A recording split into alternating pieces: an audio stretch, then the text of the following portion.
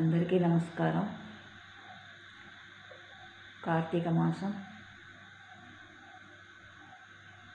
ఆదివారం అమావాస్య. ఈ సంవత్సరం శివానుగ్రహంతో పాటు మనకి శ్రీ కార్తికేయుని అనుగ్రహం కూడా కలగాలని కోరుకుంటూ స్వామి కరావలంబ స్తోత్రం సుబ్రహ్మణ్యాష్టకం అందరి కోసం.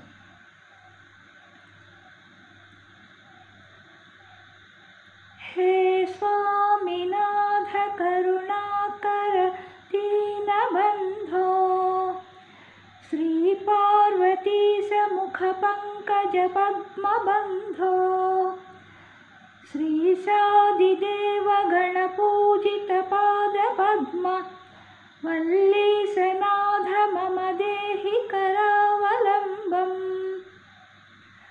देवादिदेव सुतदेव गणादिनाथ देवेन्द्रवंज मृदुपङ्कज मंजुपाद देवर्षि नारद मुनीन्द्र सुगीतकीर्ते वल्लीशनाथ मम देहि करावलम्बम् नित्यान्नदान निरताखिल रोगहारिम् भाग्यप्रदान परिपूरित भक्तकाम श्रुत्यागम प्रणववाच्य निजस्वरूप वल्लीशनाथ मम देहि करावलम्बम्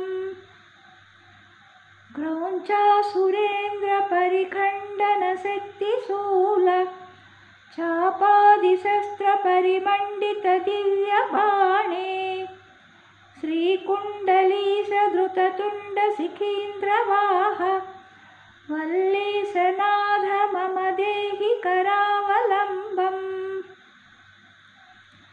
देवादिदेवरथमण्डलमज्जनेच्च देवेन्द्रपीठ नगरं दृढचापहस्तम् सूरं निहत्य सुरकोटिभिरीड्यमान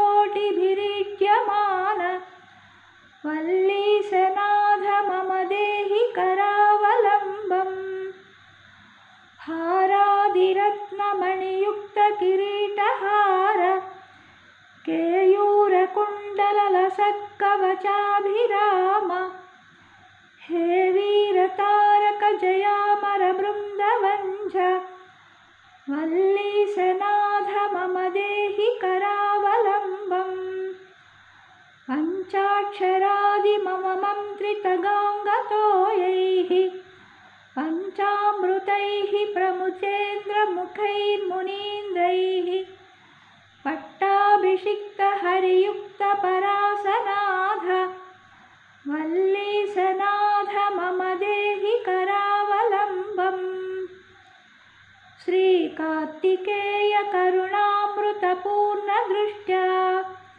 कामादिरोगकलुषीकृतदुष्टचित्तम् येत्तातु मामवकलाधरकान्तकां च वल्लीशनाथ मम देहि करावलम्बम् सुब्रह्मण्याष्टकं पुण्यं ये पठन्ति द्विजोत्तमाः ते सर्वे माक्तिमायान्ति सुब्रह्मण्यप्रसादतः सुब्रह्मण्याष्टकमिदं प्रातरुद्धाय पठेत् कोटिजन्मकृतं पापं तत्क्षणादेव नश्यति।